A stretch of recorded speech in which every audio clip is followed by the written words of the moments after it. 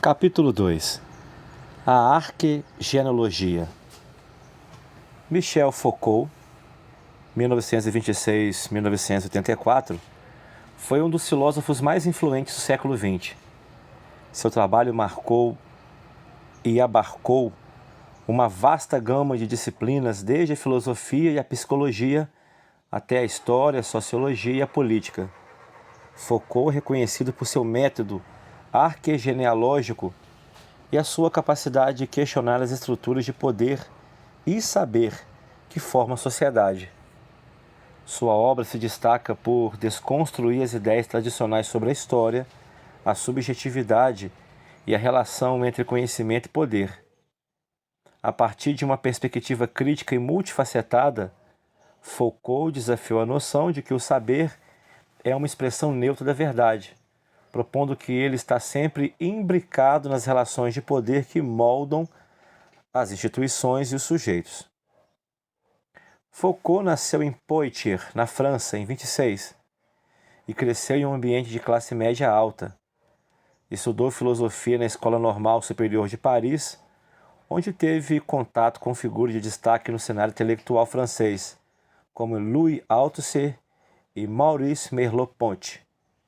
Sua trajetória acadêmica foi marcada pela tensionada relação com filosofias contemporâneas, como o existencialismo, o estruturalismo e o marxismo, embora nunca se filiasse diretamente em nenhuma delas. Sua formação e experiência enquanto intelectual francês, em um período de pós-guerra e agitação política, foram determinantes para a formação de suas ideias sobre a relação entre história, conhecimento e poder. O contexto intelectual em que Foucault se insere é fundamental para entender o seu modo de abordar a verdade e o saber. Ele esteve em contato com o estruturalismo, com a psicanálise, com o marxismo, mas também desenvolveu uma abordagem própria que se distanciava tanto da busca pela essência da subjetividade, como o existencialismo, quanto das grandes narrativas explicativas da história e da sociedade, como no marxismo. Para Foucault, a verdade não é algo universal ou atemporal, mas sim um conjunto de discursos e práticas que são sustentados e validados pelas instituições de poder. A verdade é um produto histórico, sempre condicionada por sistemas de saber que surgem e desaparecem ao longo do tempo.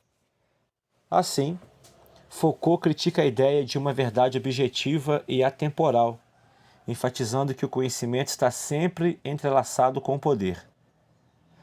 As instituições como a escola, o hospital, a prisão e até a família não apenas produzem saber, mas também produzem subjetividades e comportamentos. Isso reflete uma crítica direta ao pensamento iluminista e à ideia de que a ciência é uma forma pura e objetiva de alcançar a verdade e a liberdade. Essa forma de pensar e método de análise muitas vezes é denominado de arquegenealogia. A obra de Foucault pode ser dividida em 3 fases principais, cada uma com seu foco e abordagem particular.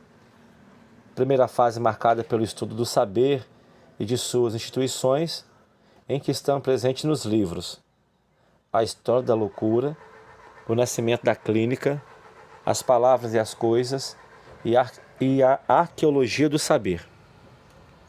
A segunda fase, em que se destaca a análise das práticas de poder nos livros Vigiar e Punir e a História da Sexualidade, volume 1, A Vontade de Saber. E, por fim, a fase mais reflexiva e ética, voltada para a questão do cuidado de si e da subjetividade abordada no livro A História da Sexualidade 2, O Uso dos Prazeres, e A História da Sexualidade 3, O Cuidado de Si. Em seus primeiros estudos, por exemplo, ele propôs uma abordagem singular da noção de experiência, dissociando-a de interpretações clássicas que buscam significados profundos nas vivências subjetivas ou que se ancoram no determinismo socioeconômico. Diferente das interpretações existencialistas e fenomenológicas, que veem a experiência como expressão do ser humano, ou das interpretações marxistas, que há fundamento nas relações de produção. Foucault propõe uma concepção onde a experiência é formada por práticas e histórias variáveis que constituem sujeitos dentro de contextos específicos.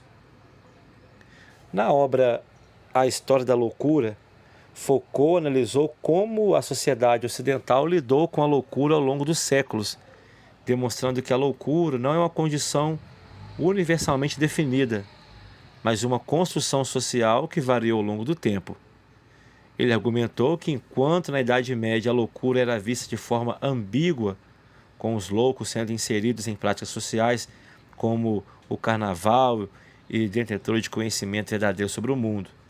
Com o advento da modernidade, houve uma transformação no modo de tratar os loucos, que passaram a ser marginalizados e confinados em instituições como o Grande Internato, num processo que envolveu a cisão entre a razão, a verdade, e a desrazão, a mentira. Outro livro importante dessa fase é O Nascimento da Clínica, no qual Foucault analisa a transição da medicina clássica para a moderna. Ele propõe que no século XVIII, a medicina passou por uma ruptura radical, impulsionada por uma nova forma de ver e de categorizar os doentes, a partir da invenção de práticas clínicas que buscavam uma análise não do ser da doença, mas de sua manifestação física. As noções de visibilidade e dizibilidade ajudam a sintetizar o pensamento foucaultiano nos seus estudos sobre as transformações do saber médico e nas instituições de confinamento, que são centrais para entender sua análise da história da loucura e da doença.